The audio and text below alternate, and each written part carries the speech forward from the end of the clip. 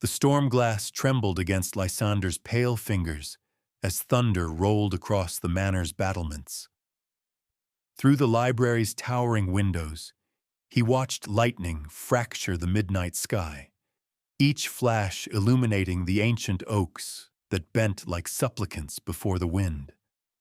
The scent of rain and ozone saturated the air, but beneath it lingered something else, something that didn't belong in his centuries-old sanctuary.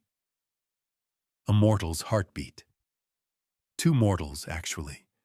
One steady and strong, the other small and quick like a hummingbird's wings. The sound pulsed through his enhanced hearing, disrupting the familiar silence of his estate. Lysander set down the storm glass with deliberate precision, his movements betraying none of the hunger that clawed at his throat. The beast within him stirred, recognizing prey, but he forced it back into the shadows where it belonged. He had not survived 8 centuries by yielding to base instincts. The heartbeats came from his library. Lysander descended the manor's grand staircase, his footsteps silent on marble worn smooth by ages. The storm's fury pressed against the windows, rattling panes that had weathered far worse tempests. As he approached the library doors, carved from oak that predated his own transformation, he caught another scent, fear, sharp and metallic, mixed with something sweeter. A child's innocence, untouched by the darkness that permeated his world. His hand paused on the door handle. The smart thing would be to retreat, to let the storm drive these intruders away. But curiosity, that fatal flaw that had condemned him to this existence, demanded answers. Who dared enter his domain? And why did their presence feel like the prelude to something momentous? The library doors opened without a sound. Lysander's vision, sharper than any hawk's, pierced the gloom instantly. Near the far wall of leather-bound tomes, a woman crouched beside a small boy, both soaked to the bone. Her dark hair clung to her face in wet tendrils, and her clothes, simple jeans and a sweater, marked her as definitively human. The child, perhaps 6 years old, clutched a threadbare teddy bear to his chest, while his mother whispered reassurances. The woman's heartbeat stuttered when she sensed his presence, though she hadn't yet seen him. Survival instincts, honed by some recent terror, made her head turn toward the shadows where he stood. When their eyes met, Lysander felt something shift in the air between them. Not just recognition of danger, but something deeper. Something that made his dead heart stir with unfamiliar warmth. "Please," she whispered, her voice carrying the weight of exhaustion and desperation. "We just need shelter from the storm. We'll leave as soon as it passes." The child, Leo, if Lysander's supernatural hearing caught the whispered name correctly, pressed closer to his mother. The teddy bear in his small arms seemed almost to glow in the library's dim light, though surely that was a trick of Lysander's heightened senses. The scent of fear grew stronger, but beneath it, he detected something else entirely, something that made every instinct he possessed scream warnings, magic, ancient and powerful, emanating from the child's simple toy. "You're trespassing," Lysander said, his voice carrying the authority of centuries. He stepped from the shadows, allowing moonlight to illuminate his tall frame and pale features. The woman's sharp intake of breath told him she recognized what he was, even if she couldn't quite name it. Humans always knew predators, even when logic told them otherwise. "I'm Elena," she said, rising slowly while keeping her son behind her. "This is Leo. We're not here to cause trouble, we're just—" Thunder crashed overhead, drowning out her words, but Lysander heard anyway. Running, hiding, protecting her child from something that had driven them into a storm and ultimately into his territory. The teddy bear pulsed again with that strange inner light, and this time Lysander was certain it wasn't his imagination. Power radiated from the simple toy, power that spoke to something ancient in his blood, power that could change everything. "From what do you run?" he asked, moving closer with predatory grace. Elena's heartbeat accelerated, but she stood her ground, a mother's fierce protection overriding her survival instincts. "Men who want to hurt my son," she said simply. "Men who would use him for things I don't understand." Leo peered around his mother's legs, and Lysander found himself looking into eyes that held far too much knowledge for a child. The boy clutched his teddy bear tighter, and the magical signature grew stronger, more insistent. Whatever was hidden within that innocent toy, it was responding to Lysander's presence. "Show me," Lysander commanded, his gaze fixed on the teddy bear. "Show me what they want." Elena's protective instincts flared. "He's just a child. That's just his toy." "That toy," Lysander interrupted, "carries enough magical energy to level this manor. Either you tell me what it is, or I'll take it from you." The threat hung in the air between them, but even as he spoke, Lysander felt the strange reluctance to harm these two mortals. Something about Elena's courage and the child's innocence stayed his predatory nature. Leo looked up at his mother with those two knowing eyes. "It's okay, Mama. He needs to see." With trembling fingers, the boy began to work at a hidden seam in the teddy bear's back. Elena's breath caught, her face pale with more than just fear. Whatever secret Leo was revealing, it was clearly the reason they were running. The seam opened and light spilled out, not merely visible light, but something that seemed to illuminate the very air itself. Leo's small hand reached inside the toy and withdrew a stone that blazed with inner fire. The daylight stone, Lysander realized with shock, that sent ice through his ancient veins, the most coveted artifact in the vampire world, the one object that could grant his kind immunity from the sun's killing rays. The stone pulsed in Leo's palm, its light casting dancing shadows on the library walls.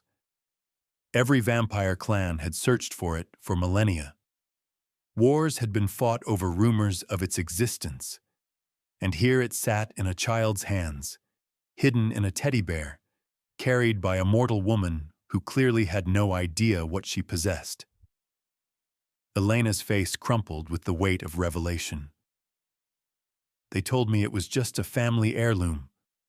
My grandmother left it to Leo when she died. I never knew." "Your grandmother knew exactly what she was doing," Lysander said, his voice rough with the implications. "The daylight stone in mortal hands. A child carrying the most dangerous object in his world like a toy. And now they were here, in his sanctum, with every vampire clan that had ever existed about to descend upon them." The storm outside intensified, but Lysander barely noticed. His mind raced through the possibilities, each more dire than the last. If word spread that the daylight stone had been found, his estate would become a battlefield. Elena and Leo would be torn apart by creatures desperate for the power the stone represented, and he would be expected to claim it. The realization hit him like a physical blow. His nature, his heritage, his very existence demanded that he take the stone. With it, he could walk in daylight again, reclaim the life the sun had stolen from him centuries ago. He could become the most powerful vampire who had ever existed. But looking at Elena's terrified face and Leo's trusting eyes, Lysander felt something he hadn't experienced in 8 centuries. The desire to protect rather than possess. Thunder crashed overhead, and with it came another sound that made Lysander's blood turn to ice. Vehicles on the mountain road leading to his estate. Multiple engines moving fast despite the storm. The scent of other vampires carried on the wind, predatory and hungry. "They've found us," Elena whispered, somehow sensing the approaching danger. Lysander's ancient instincts warred with newfound protectiveness. The smart choice was clear: surrender the mortals to whatever came for them, claim the stone, and secure his own power. But as Leo clutched the glowing artifact to his chest and Elena moved to shield her son, Lysander felt his predatory nature transform into something else entirely. "No," he said, his voice carrying the weight of decision. "They found me." The sound of engines grew closer, and through the storm, Lysander could sense at least a dozen vampires approaching. This was no random search.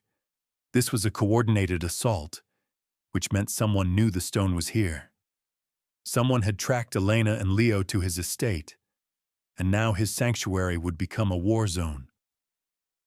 But as he looked at the daylight stone blazing in Leo's hands, Lysander realized something that chilled him more than the approaching threat. The war wasn't coming. It was already. The sound of splintering wood echoed through the manor as the front doors exploded inward. Lysander's enhanced vision caught the blur of dark figures pouring through the breach. Vampires moving with the fluid grace of apex predators. The scent of ancient blood and barely contained violence flooded the library, mixing with the storm's ozone to create an atmosphere thick with impending death. Elena's gasp cut through the chaos as she pulled Leo closer, the daylight stone's radiance casting erratic shadows on the walls. The child's heartbeat hammered against Lysander's heightened hearing, a rapid percussion that spoke of terror barely held in check. "Julian," Lysander breathed, recognizing the familiar signature among the intruders. His own progeny, turned 3 centuries ago in a moment of loneliness he had long regretted. The betrayal hit him like silver through the heart. His coven, the family he had built across the centuries, had sold him out for the promise of the stone. The lead vampire materialized in the library doorway, his pale features twisted with hunger and ambition. Julian's eyes locked onto the blazing artifact in Leo's arms, and his lips curved in a smile that revealed fangs sharp as razors. "Master," Julian said, his voice dripping with mock reverence. "How generous of you to gather the prizes in one convenient location. The Crimson Council sends their regards." Lysander felt the familiar weight of his supernatural speed coiling in his muscles, but with Elena and Leo between him and the door, any movement would put them directly in harm's way. The daylight stone pulsed brighter, responding to the supernatural tension filling the room, and Leo whimpered against his mother's shoulder. "The council promised you what, Julian? A seat at their table? Power beyond your wildest dreams?" Lysander's voice carried the authority of 8 centuries, but he could hear the other vampires spreading through his manor, systematically cutting off escape routes. "They'll drain you dry the moment the stone is in their possession." Elena's breathing had become shallow, her survival instincts recognizing the predators surrounding them even if her mind couldn't fully process what they were. The scent of her fear sharpened, mixing with something else: determination. A mother's fierce resolve to protect her child at any cost. Julian's laugh was like breaking glass.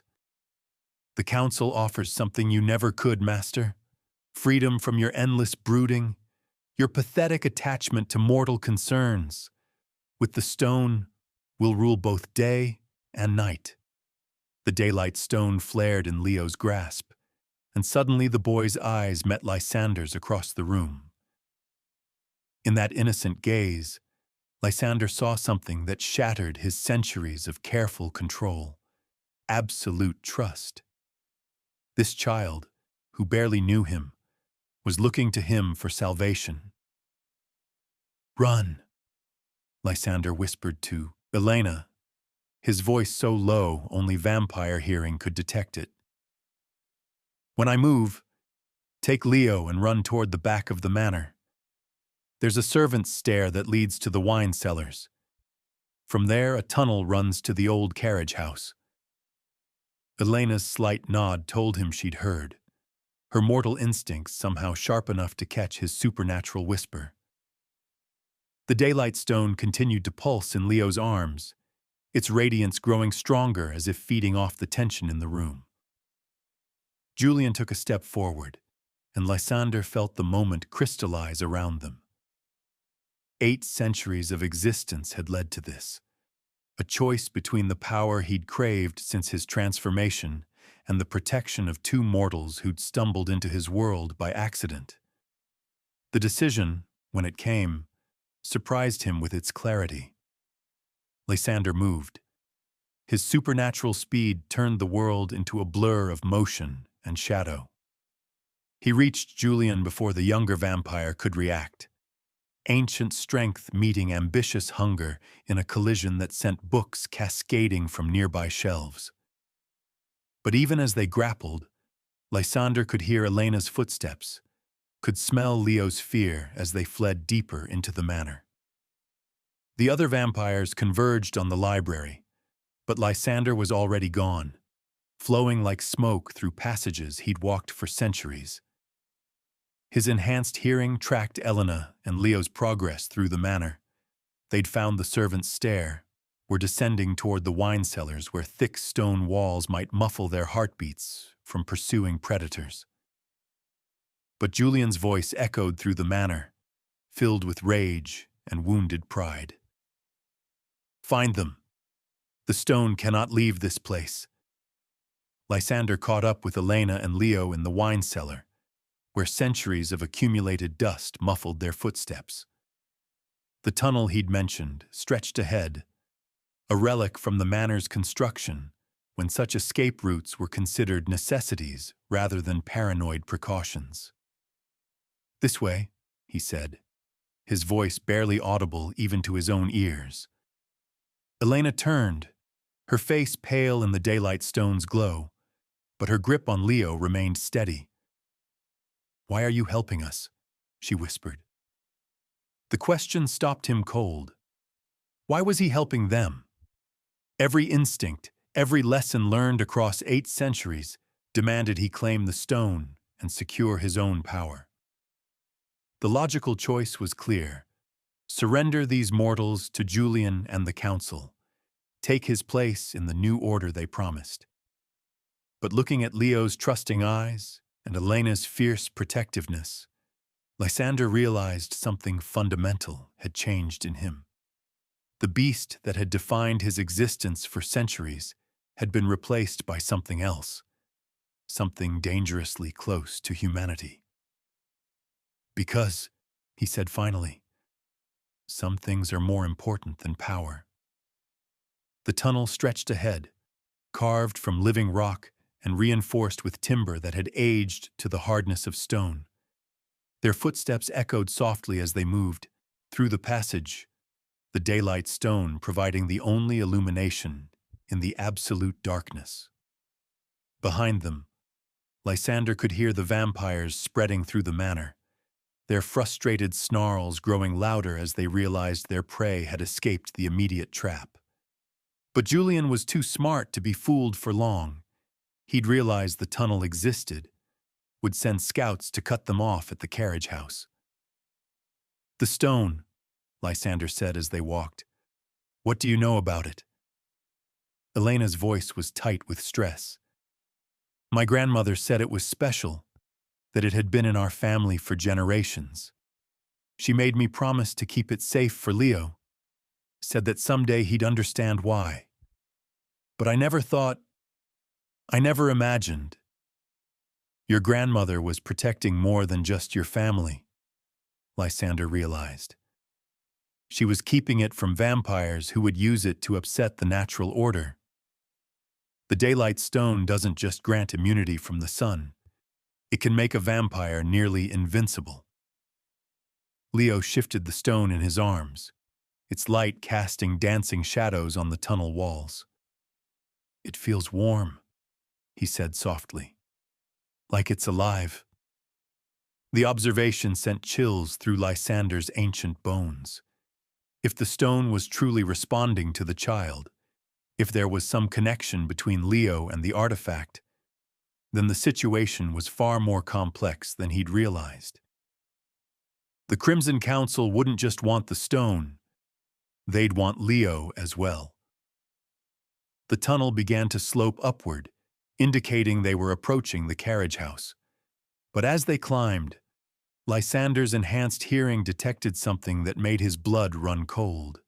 Footsteps above them. Julian had anticipated the escape route and positioned vampires at the exit. "Stop," he whispered, his hand finding Elena's shoulder. She tensed at his touch but didn't pull away. "We're trapped." The realization hit Elena like a physical blow. "What do we do?" Lysander's mind raced through possibilities, each more desperate than the last. The tunnel had no other exits, and returning to the manor would mean walking into Julian's arms. But there was one option, one choice that might save Elena and Leo's lives, even if it destroyed his own. "Give me the stone," he said quietly. Elena's protective instincts flared immediately. "No, I won't let you. I'm not going to keep it," Lysander interrupted. "But I need it to get us out of this tunnel alive." Leo looked up at his mother, then at Lysander, his young face serious beyond his years.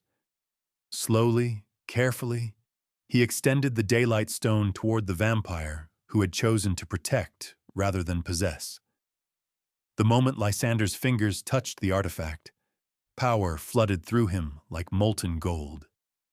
8 centuries of limitations fell away as the stone's energy merged with his vampire nature. He could feel the sun's killing rays losing their hold over him, could sense strength beyond anything he'd ever imagined flowing through his ancient veins. For a bell heartbeat, the temptation was overwhelming. With this power, he could rule not just the night, but the day as well. He could reshape the vampire world according to his will, could become the most feared and respected creature who had ever existed. But then Elena's hand touched his arm, and Leo's trusting gaze met his eyes, and Lysander remembered why he'd made his choice in the first place. "Stay behind me," he said, the stone blazing in his grasp. "No matter what happens, stay behind me." The tunnel exploded into chaos as Lysander channeled the stone's power. Ancient magic met vampire strength in a combination that shattered the very air around them. The tunnel walls cracked under the pressure of unleashed energy, and above them, he could hear the vampires' shocked cries as supernatural force beyond their comprehension erupted from below. But the power came with a price. Each second he held the stone, Lysander could feel it burning through his essence, consuming the darkness that had sustained him for centuries. The artifact wasn't just granting him immunity from the sun, it was transforming him, rewriting the fundamental nature of what he was. A section of the tunnel ceiling collapsed, creating an opening that led directly to the storm-lashed night above. Rain poured through the breach, mixing with the stone's radiance to create an otherworldly light that seemed to banish every shadow. "Now!" Lysander shouted over the chaos. He lifted Elena and Leo with strength, enhanced beyond any vampire's natural abilities, carrying them through the opening and into the storm. The carriage house stood empty, the vampires who had been waiting there scattered by the supernatural explosion that had torn through the earth beneath their feet. But as they reached the surface, Lysander felt the stone's power beginning to consume him. His vision blurred, and strength that had sustained him for 8 centuries began to ebb. The artifact was too powerful for any single being to wield. It would grant his greatest desire and destroy him in the process. Elena seemed to sense his struggle. "What's wrong?" "The stone," he gasped, his voice rough with effort. "It's—" Julian's voice cut through the storm like a blade. "There's nowhere left to run, Master." They turned to see the betrayer emerging from the manor, flanked by a dozen vampires whose eyes gleamed with predatory hunger. The daylight stone's radiance seemed to drive them back, but their desperation for its power overrode their natural caution. "Return what belongs to the council," Julian demanded, "and your death will be quick." Lysander straightened, the stone blazing in his hands like a captive star. Around them, the storm continued to rage, but he could feel something else building in the air, a tension that spoke of violence about to be unleashed. "The stone belongs to no one," he said, his voice carrying across the wind. "Least of all the council." Leo pressed closer too, his mother, the teddy bear, clutched in his small arms, looking pathetically ordinary compared to the artifact that had been hidden within it. But as Lysander looked at the child's trusting face, he realized something that changed everything. The boy wasn't afraid of him anymore. Despite everything Leo had witnessed, the violence, the supernatural chaos, the revelation of what Lysander truly was, the child looked at him with something approaching friendship. It was that trust, more than any power the stone could grant, that sealed Lysander's fate. The attack came without warning. Julian and his followers moved as one, supernatural speed turning them into blurs of motion that converged on the small group like a pack of wolves. But Lysander was ready. The daylight stone erupted with power that turned night into day. Every vampire within 50 yards screamed as the artifact's radiance seared their enhanced vision, driving them back with the force of a sun that should have been their enemy. Lysander felt the energy coursing through him, transforming him, making him something beyond what any vampire had ever been. But the transformation was killing him. "Elena," he gasped, falling to one knee as the stone's power threatened to tear him apart. "Take Leo and run. Get to the forest.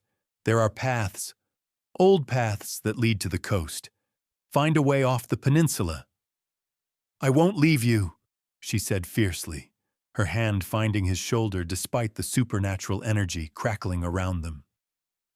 The simple touch, mortal warmth against immortal cold, gave Lysander the strength to stand. Julian and the others were already recovering, their vampire nature adapting to the stone's radiance with terrifying speed. In moments, they would attack again, and this time their fury would overcome any pain the artifact could inflict. "You have to," he said, pressing the daylight stone into Elena's hands. "The stone responds to Leo. It always has. That's why your grandmother left it to him.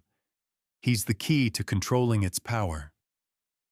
Elena's eyes widened with understanding and terror. "He's just a child." "He's the most important child who has ever lived," Lysander corrected. "And if Julian takes him, the council will use him to forge weapons from the stone's power. They'll create an army of day-walking vampires that nothing can stop." The truth hit Elena like a physical blow. Her son wasn't just carrying a powerful artifact. He was the artifact's chosen bearer, the one person who could safely channel its energy. The teddy bear, the family heirloom, even their flight to this remote corner of the world, it had all been building toward this moment. "What do I do?" she whispered. Before Lysander could answer, Julian's voice cut through the storm. "Enough games, Master. Return the stone and the boy, or watch your new pets die slowly. The vampires began to advance again, moving with the patient inevitability of apex predators. Their eyes reflected the stone's radiance like mirrors, and their fangs gleamed with promises of violence. But as they closed the distance, Lysander felt something shift in the air around them. The forest was responding to the stone's power. Ancient trees that had stood for centuries began to sway without wind, their branches reaching toward the blazing artifact like supplicants before a god. The very earth beneath their feet thrummed with energy, and Lysander realized that the daylight stone's influence extended far beyond vampire magic. "The forest," he said urgently. "It's waking up." Elena looked around in wonder and terror as the woods came alive around them. Moss began to glow with inner light, and flowers bloomed in defiance of the season. The storm itself seemed to be changing, lightning taking on colors that had no names, and thunder that carried harmonies like ancient songs. Leo stepped away from his mother, the daylight stone blazing in his small hands. His young face was serene despite the chaos surrounding them, and when he spoke, his voice carried an authority that belonged to someone far older. "The bad vampires have to go away now," he said simply. The forest responded to his words like a living thing obeying its master. Trees bent toward Julian and his followers, their branches weaving together to form barriers that cut off escape routes. Roots erupted from the earth to tangle around vampire feet, and thorns sharp as silver needles sprouted from every surface. Julian snarled, his composure finally cracking as he realized the stone's power extended beyond anything the council had anticipated. "Kill them all! Take the boy alive!" The vampires attacked with desperate fury, their supernatural speed allowing them to dodge the forest's increasingly violent response. But as they closed in, Lysander felt the transformation the stone had begun in him reach its completion. He was no longer just a vampire enhanced by the artifact's power. He had become something entirely new, something that could stand between the darkness and the light, protecting those who couldn't protect themselves. The battle that followed was brief but devastating. Lysander moved through Julian's followers like death itself, the stone's power making him faster, stronger, and more ruthless than he'd ever been. Ancient loyalty warred with supernatural hunger as he faced vampires he'd known for centuries, creatures he'd considered family until their betrayal.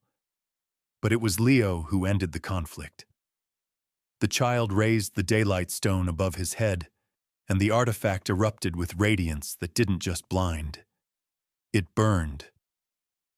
Every vampire except Lysander screamed as the light seared their flesh, driving them back toward the manor like creatures fleeing the dawn.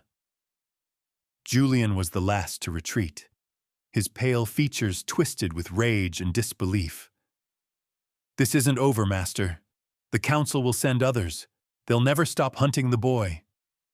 "Then they'll find me waiting," Lysander replied, the stone's power making his voice carry the weight of ancient authority. As Julian and his followers disappeared into the manor's shadows, the forest began to settle around them. The supernatural radiance faded to a gentle glow, and the trees resumed their natural positions. But Lysander could feel the change in the very air. The peninsula had been marked by the stone's power, transformed into something between the mortal world and the realm of magic. Elena gathered Leo into her arms, the daylight stone still blazing softly in the child's grasp. "Is it over?" Lysander wanted to tell her yes, wanted to offer the comfort of resolution. But his enhanced senses were already detecting new threats on the horizon. Vehicles approaching from multiple directions. The scent of vampires mixed with something else. Something that smelled of old blood and older magic. "No," he said quietly. Julian was right. The council will send others, and they won't make the mistake of underestimating the stone's power again. The realization hit Elena like a physical blow. They'd won this battle, but the war was just beginning. Every vampire clan in existence would now know about Leo and the stone. Their sanctuary had been shattered, and nowhere on the peninsula would be safe. "Where do we go?" she asked, her voice barely audible over the dying storm. Lysander looked toward the forest, where ancient paths wound through trees that had stood since before his transformation.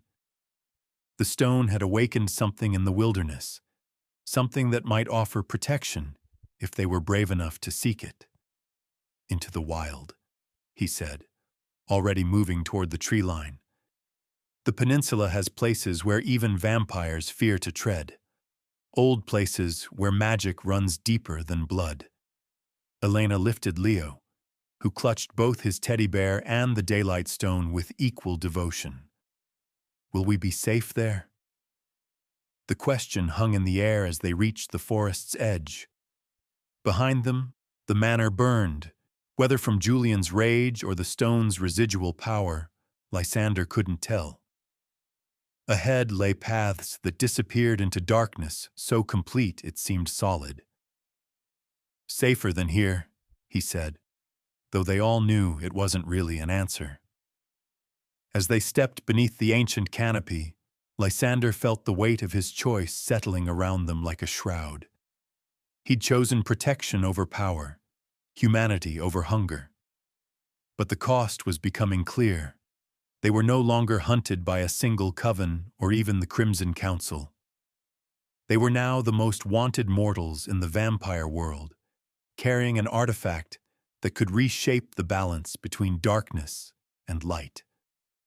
And the only thing standing between them and centuries of accumulated hunger was a vampire who'd chosen to remember what it meant to be human. The forest closed around them like a living thing, ancient and patient and utterly alien. Somewhere in the distance, Lysander could hear the sound of engines, of pursuit that would never end. But for now, in this moment, they were alive. Elena's heartbeat steady beside him, Leo's innocent trust intact despite everything he'd witnessed, and the daylight stone blazing like hope itself in a child's hands. The path ahead disappeared into shadows that promised both salvation and damnation, and as they walked deeper into the wild places of the peninsula, Lysander realized that their journey, their real journey, was just. The path ahead disappeared into shadows that promised both salvation and damnation. And as they walked deeper into the wild places of the peninsula, Lysander realized that their journey, their real journey, was just beginning. The ancient forest closed around them like a protective embrace, but Lysander's enhanced hearing caught what the others missed: the low thrum of helicopter rotors cutting through the storm. The Crimson Council had arrived.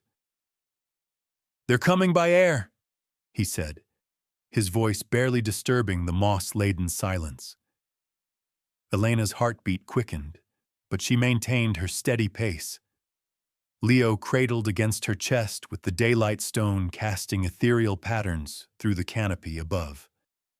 The child's eyes met Lysander's in the artifact's glow. "The bad vampires are still coming, aren't they?" The simple question cut through 8 centuries of careful deception. Leo deserved truth, not comforting lies. "Yes, but that's why we're going deeper than they dare follow."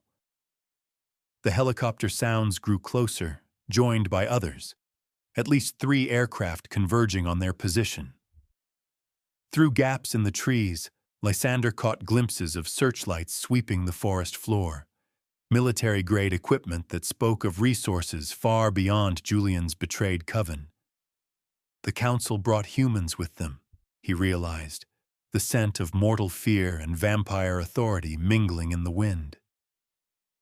They're using human mercenaries to hunt during daylight hours. Elena's grip on Leo tightened. How is that possible?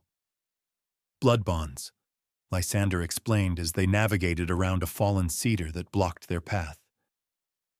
Feed a human vampire blood regularly, and they become addicted, willing to do anything for their next dose. The Council has been building these networks for decades. The daylight stone pulsed brighter, responding to Leo's emotional state as the sounds of pursuit grew louder. Ancient trees leaned inward, their branches interweaving overhead to create a natural tunnel that blocked the searchlight's reach. But Lysander knew the forest's protection wouldn't last. The Council had resources to level these woods if necessary.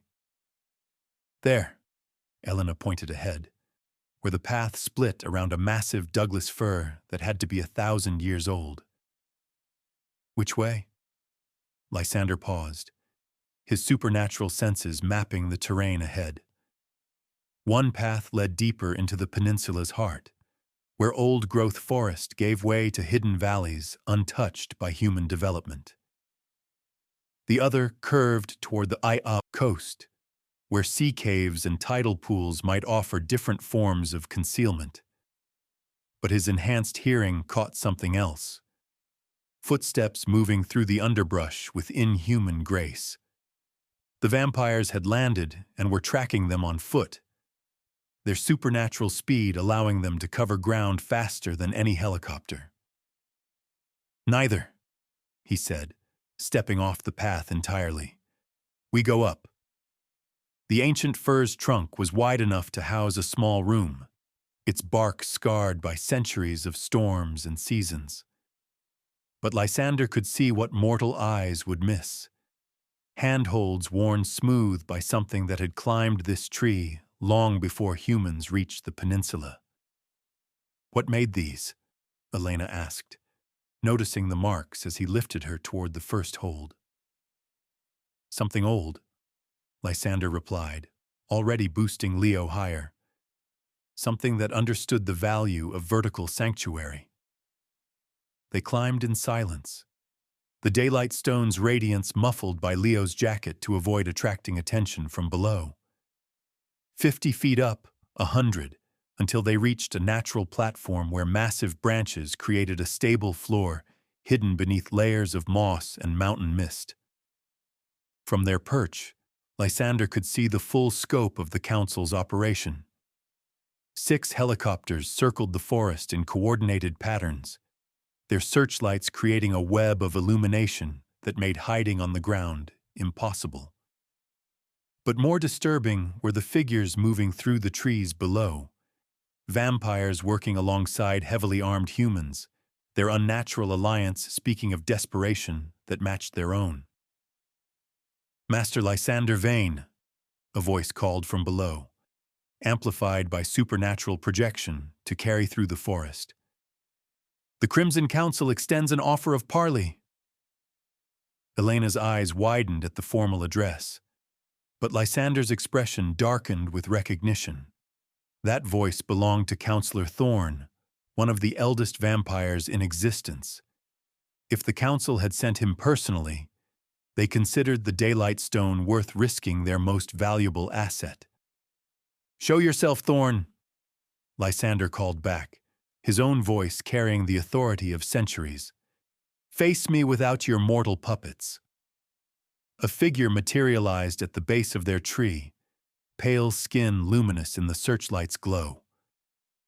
Counselor Thorn appeared as he always had, a gentleman from a bygone era, his features refined by 2 millennia of immortal existence. But his eyes held the cold calculation of a predator who had outlived empires. "My dear Lysander," Thorn said, his tone conversational despite the circumstances. "You've caused quite the stir among the old bloodlines, single-handedly defeating Julian's coven, awakening the forest itself. Truly impressive displays of power." Leo shifted in Elena's arms, the daylight stone responding to the child's unease with increased luminosity.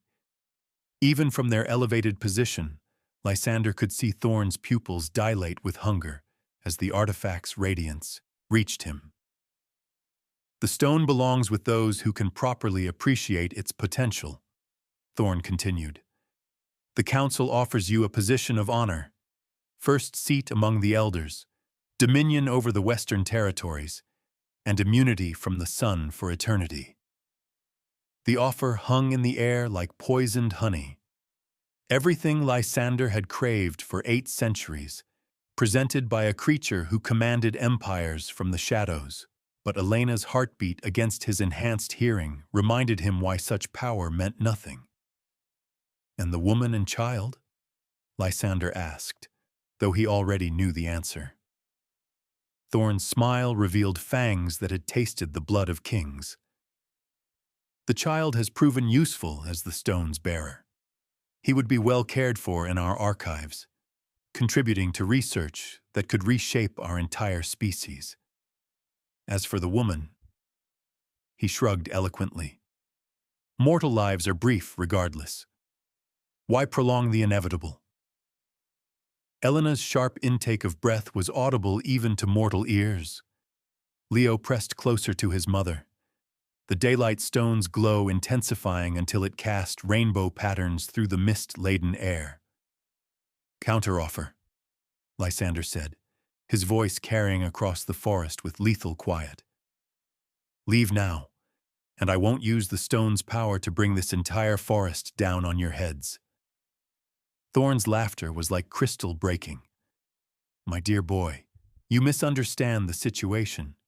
The stone's power flows through the child, not through you. Without his cooperation, you're merely another vampire with delusions of grandeur. As if summoned by his words, more shapes emerged from the darkness below. Dozens of vampires, their eyes reflecting the searchlights like stars. Among them moved the human mercenaries Lysander had scented, armed with silver bullets and equipped with night vision gear that made them nearly as dangerous as their vampiric employers. Last chance, Lysander, Thorn called. Surrender the stone and join us willingly, or face the consequences of defying a council decision. The ultimatum echoed through the forest, met by silence broken only by the distant rumble of thunder.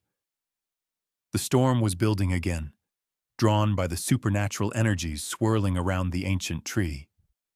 Leo's small voice cut through the tension like a blade. Mr. Lysander, I don't want to go with the bad vampires. The simple statement crystallized everything Lysander had been avoiding since Julian's betrayal. The child trusted him completely, believed in him with the absolute faith that only innocence could provide. That trust was worth more than any power the council could offer. Then you won't, Lysander said, his decision made. He dropped from the tree platform, supernatural speed turning his descent into controlled flight. The daylight stone blazed in response to his movement, its energy flowing through him like liquid fire as he landed among the gathered vampires.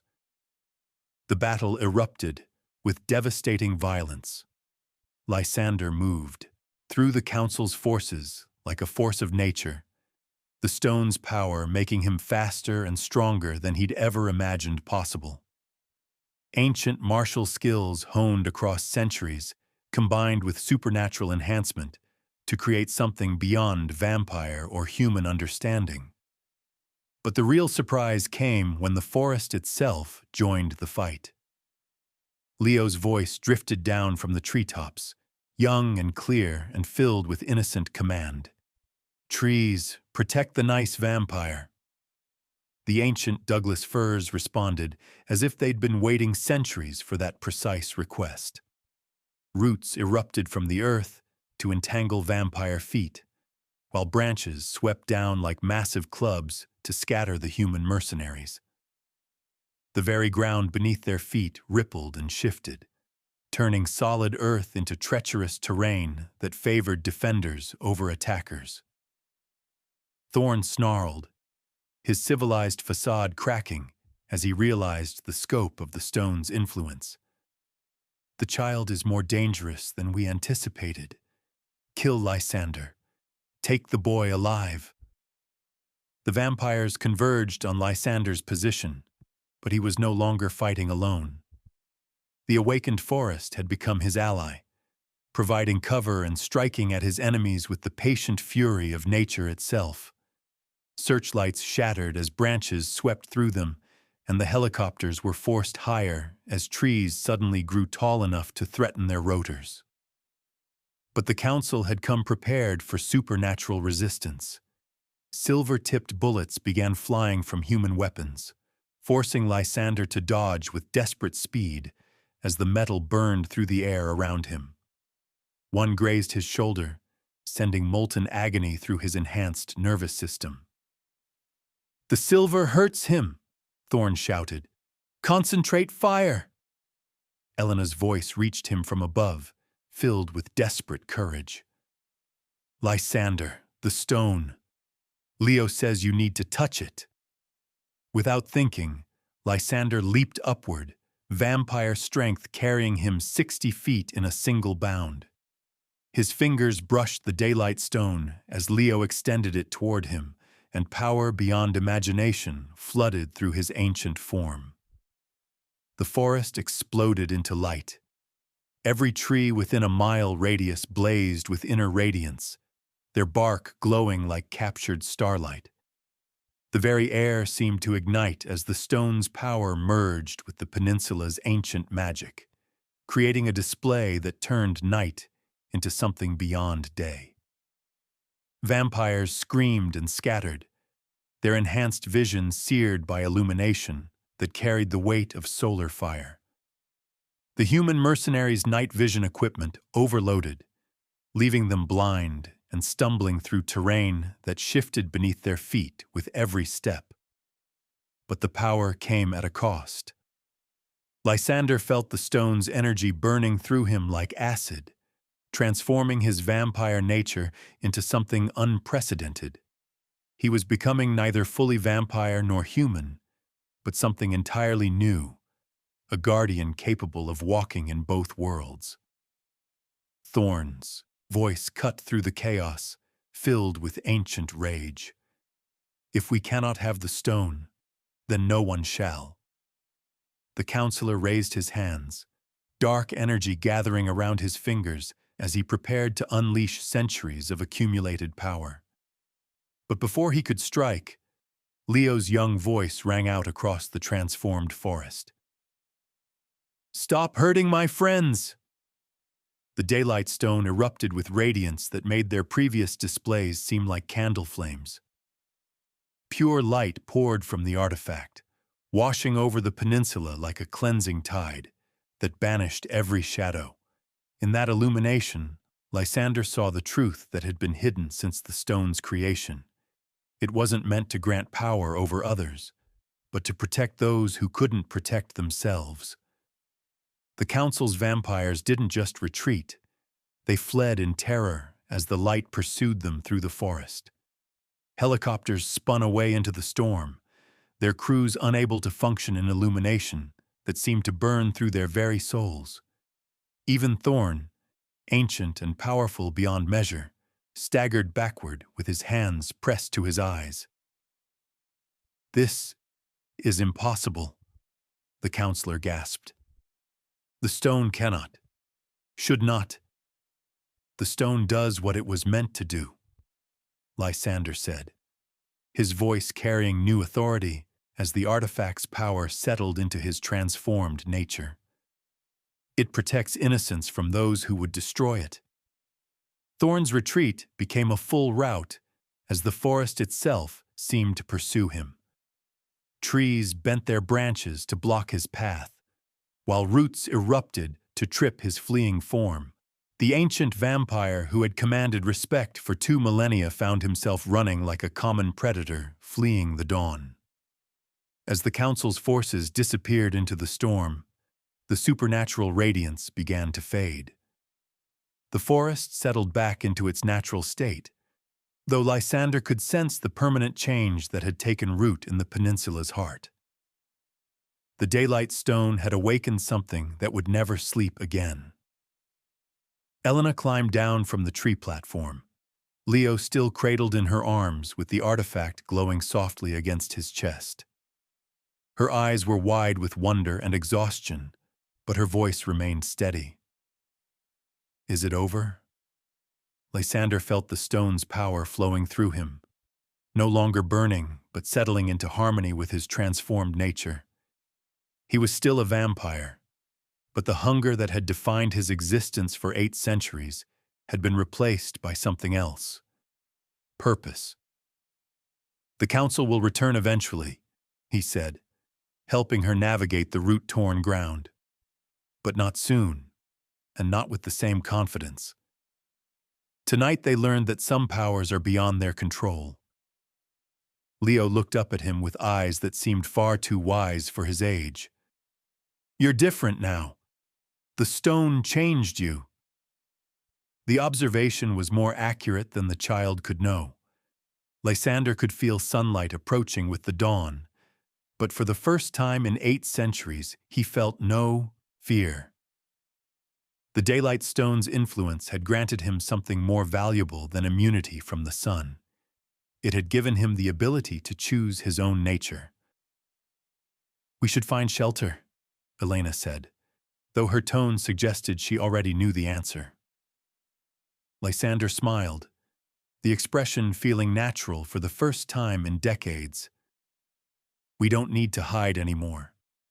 The stone's power has marked this entire peninsula as sanctuary. No vampire who means us harm will be able to set foot here without facing the forest's wrath." As if in response to his words, the ancient trees around them rustled with wind that carried the scent of protection and permanence. The peninsula had become something unique, a place where the supernatural and natural worlds existed in harmony, guarded by a vampire who had chosen love over hunger.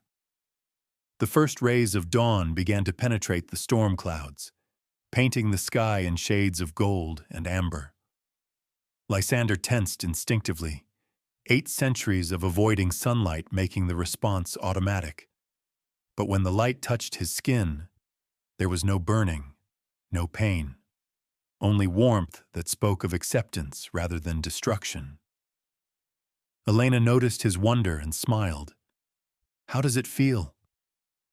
"Like coming home," he said, watching as Leo giggled at dust motes dancing in the morning light.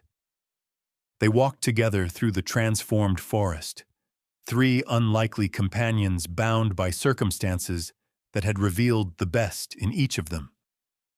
The daylight stone pulsed gently in Leo's arms, no longer a target for supernatural predators, but a beacon of hope for those who needed protection.